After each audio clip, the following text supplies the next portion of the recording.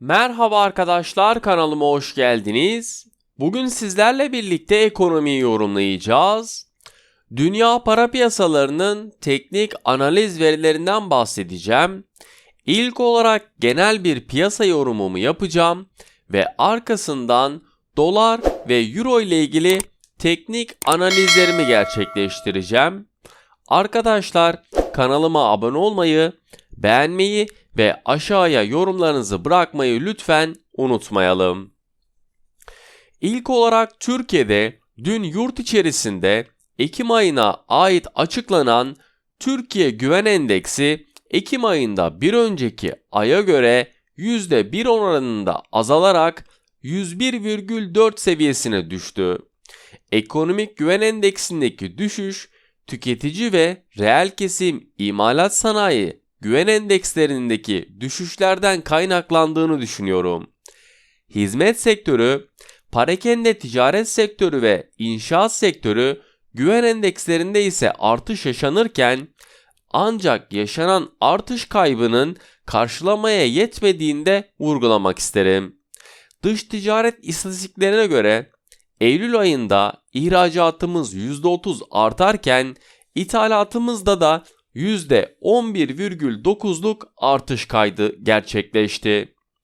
Eylül ayında geçen yılın aynı ayına göre %47,5 azalarak 4 milyar 856 milyon dolardan 2 milyar 547 milyon dolara gerilerken ihracatımız 2021 yılı Ocak ayı ile Eylül dönemlerinde bir önceki yılın aynı dönemine göre %35,9 artış göstererek 160 milyar 951 milyon dolar oldu.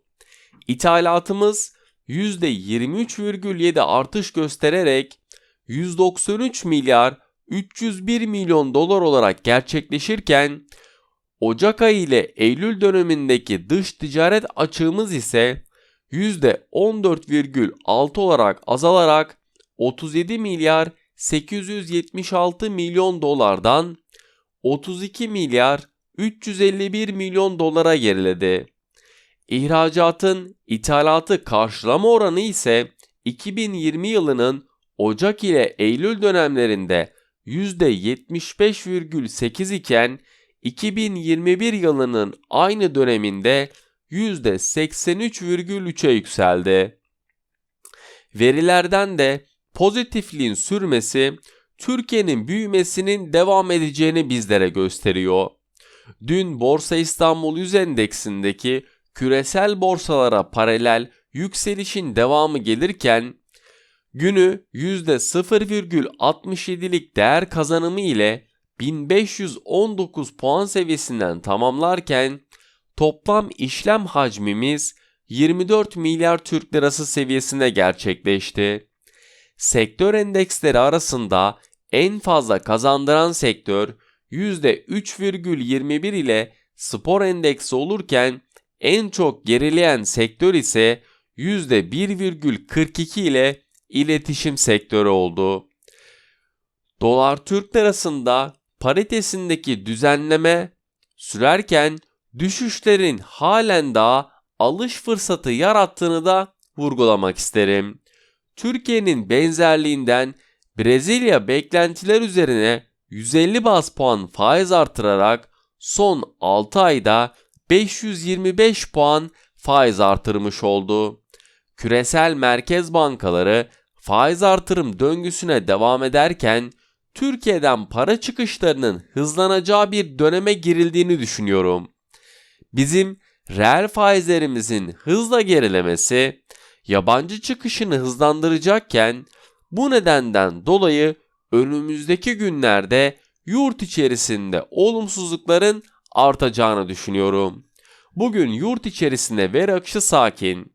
29 Ekim Cumhuriyet Bayramımızın yarın kutlayacak olmamız sebebiyle bugün işlemler yarım gün gerçekleşecek.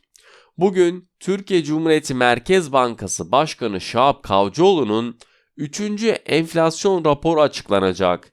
Veriler, mesajlar doğrultusunda piyasa tarafından da yakından takipte.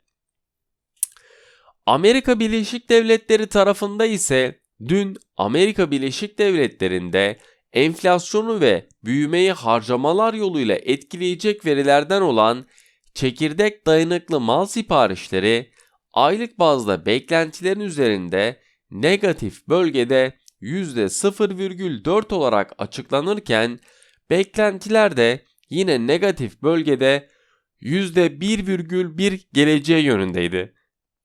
Çekirdek dayanıklı mal siparişleri beklentiler dahilinde %0,4'lük artış gösterse de Amerika Birleşik Devletleri'nde Elizabeth Warren liderliğindeki senatörler şirketlere %15 minimum kurumlar vergisi uygulamasına yönelik teklif verdiler.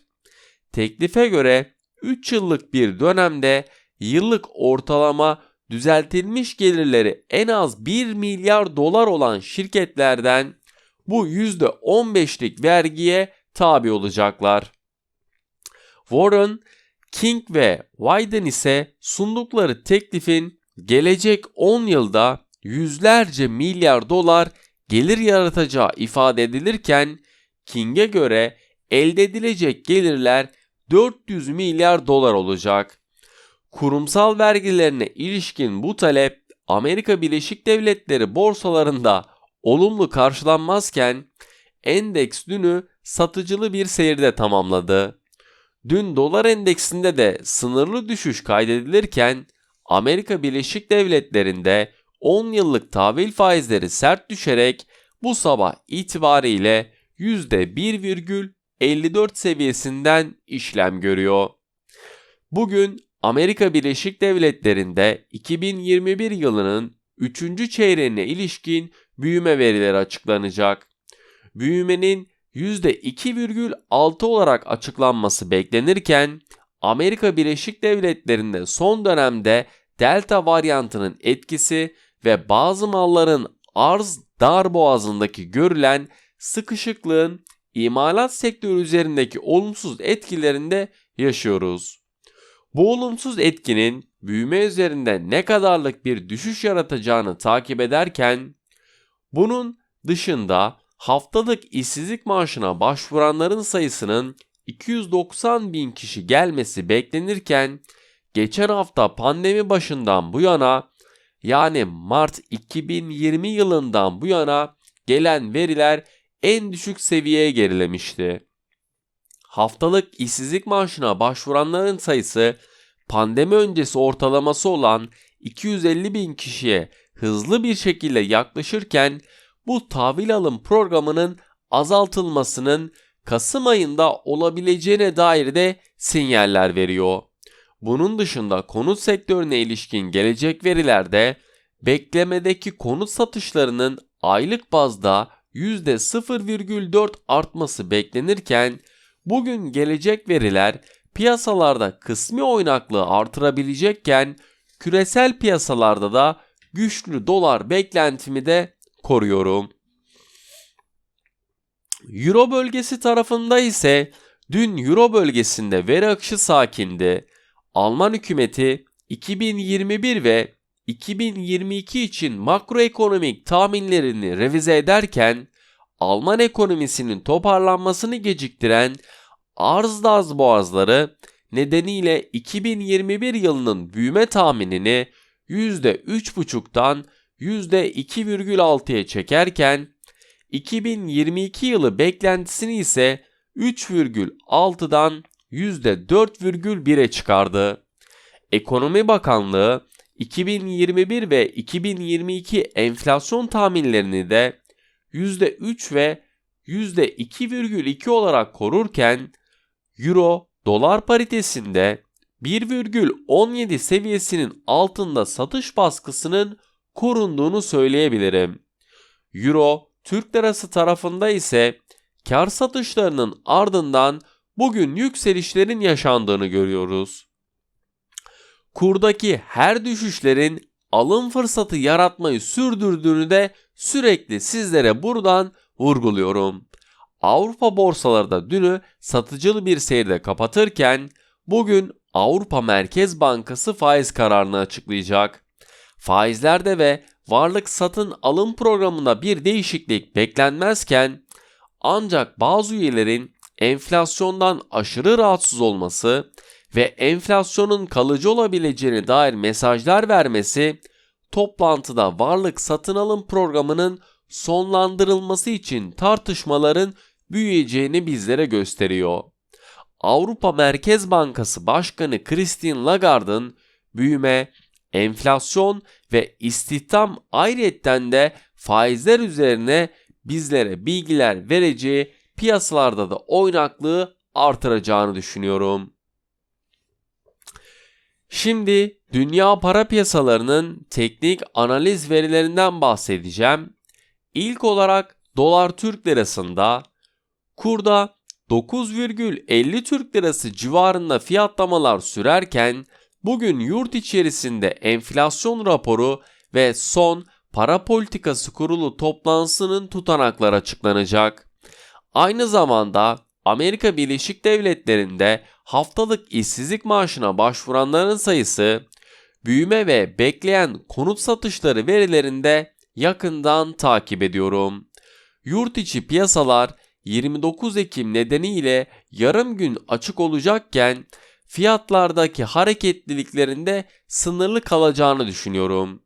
Yaşanılacak gelişmeler çerçevesinde dolar Türk lirasına teknik olarak baktığımızda yukarı yönlü hareketlerini devam ettirmesini beklediğim kurda 9,60 ve 9,75 Türk lirası seviyelerini yakından takip ettiğim önemli direnç noktaları. Olası satış baskılarını görmemiz durumunda ise 9,45 ve 9,36 Türk lirası seviyelerini yakından takip ettiğim, dikkat etmemiz gereken destek noktaları. Euro Türk lirası tarafında ise çaprazda paritedeki geri çekilme ile birlikte bu sabah 11 Türk lirasının altını test etmemize rağmen 11 Türk lirasının üzerindeki fiyatlamaların da sürdüğünü görüyoruz. Bugün Avrupa'da Avrupa Merkez Bankası kararı ve ardından Avrupa Merkez Bankası Başkanı Christine Lagarde'ın açıklamaları Euro için önemli olacak. Diğer taraftan Almanya'da tüfe ve işsizlikle birlikte Avrupa tüketici güveni verileri açıklanacak. Euro Türk lirasına teknik olarak baktığımızda yaşanılacak gelişmeler çerçevesinde Euro Türk lirasında 11,35 ve 11,50 Türk lirası seviyelerini yakından takip ettiğim önemli direnç noktaları.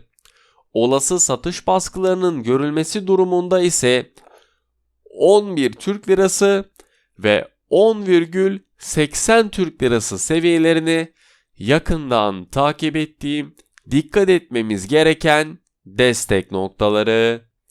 Beni dinlediğiniz için teşekkür ederim.